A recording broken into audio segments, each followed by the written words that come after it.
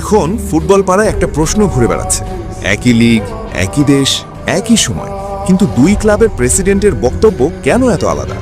একদিকে রোনাল্ডোকে নিয়ে বিরক্তি, হতাশা, চাপ, অন্যদিকে মেসিকে নিতে ফাঁকা চেক নিয়ে বসে থাকা আত্মবিশ্বাস।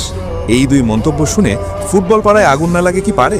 একদিকে আল নাসার, একদিকে হতাশ প্রেসিডেন্ট। একদিকে দেখা যাচ্ছে আল নাসারের প্রেসিডেন্ট পকেটে টাকা খরচ করে মাথায় হাত দিয়ে বসে আছেন। কারণ কি?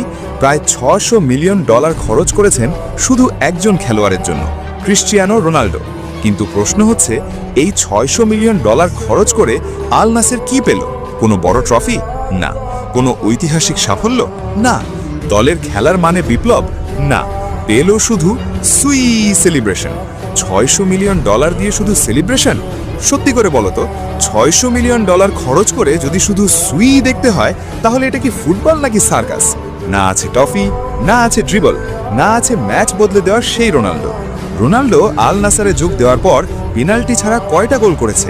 ওপেন প্লে থেকে কয়টা ম্যাচ জিতিয়েছে? বড় ম্যাচে কয়বার দলকে টেনেছে?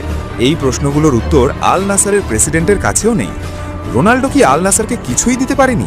আজ অনেকেই সরাসরি বলছে, রোনাল্ডো আল নাসারে যোগ দেওয়ার পর ক্লাবটাকে বাস্তবিক কিছুই দিতে পারেনি।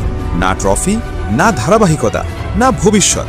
এখন মনে হচ্ছে আল নাসারের প্রেসিডেন্ট নিজেই রোনাল্ডোকে নিয়ে বিব্রত হয়ে বসে আছেন। টাকা তো গেছে, কিন্তু ফল কোথায়? অন্যদিকে আল ইত্তেহাদ সম্পূর্ণ উল্টো চিত্র। এখন চোখ ফেরাও অন্যদিকে। আল ইত্তেহাদ, এখানে কোনো হতাশা নেই, কোনো মাথায় হাত নেই, বরং আল ইত্তেহাদের প্রেসিডেন্ট একেবারে শান্তভাবে ফাঁকা চেক নিয়ে বসে আছেন। কার জন্য?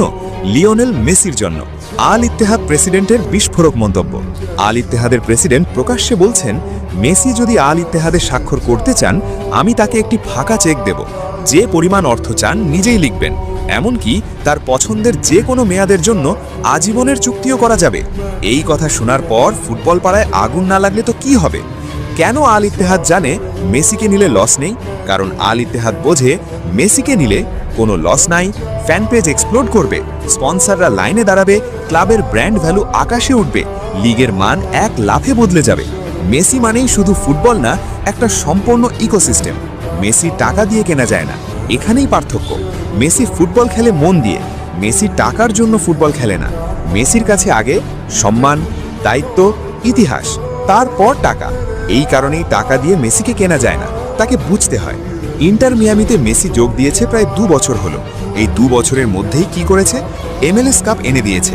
যে ইন্টার মিয়ামি ছিল লিগের সবচেয়ে দুর্বল দলগুলোর একটি, সেই দলই আজ চ্যাম্পিয়ন। এইটাই মেসি।